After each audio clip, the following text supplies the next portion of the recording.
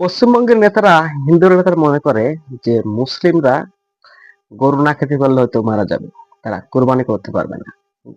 কিন্তু মুসলমানদের শুধু গরু দিয়ে কোরবানি করতে হবে এমন নয়, ভেড়া, খাসি, ডম্বা ইত্যাদি কিন্তু কোরবানি করা যায়। সেখান থেকে যখন পশ্চিমবঙ্গের নতুন মুখ্যমন্ত্রী শুভেন্দু অধিকারী গরু নিষেধাজ্ঞা দিয়েছেন মুসলমানদের জন্য জবাই করা যাবে না, সেই জায়গাতে কিন্তু মুসলমানরা গরু কিনছে না। গরু না কিনাই হিন্দুদের উপর সেই প্রভাবটা পড়ছে। তাদের বড় বড় খামারে অনেক অনেক গরু থাকা সত্ত্বেও তাদের গরু কিন্তু বিক্রি হচ্ছে না।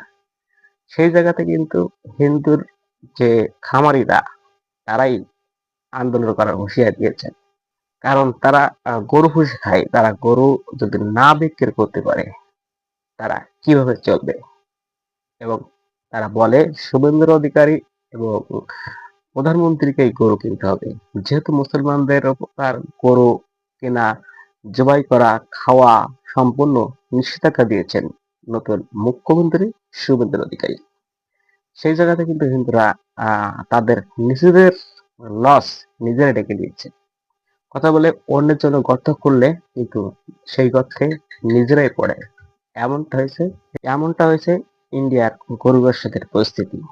তারা না পারছে গরু বিক্রি করতে, আর না পারছে নিজেরা জয় করে খেতে।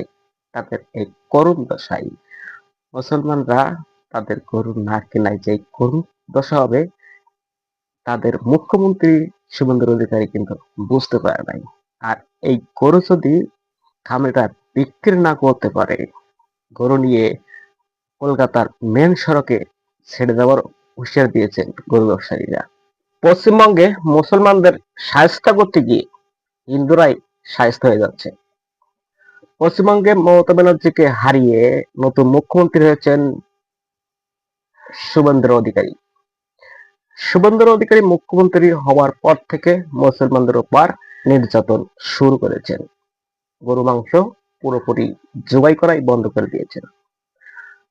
গরুর মাংসের দোকান কিন্তু বুলডোজার দিয়ে ভেঙে দিয়েছেন। সামাজিক যোগাযোগ মাধ্যমে সেগুলো ভাইরাল হয়েছে।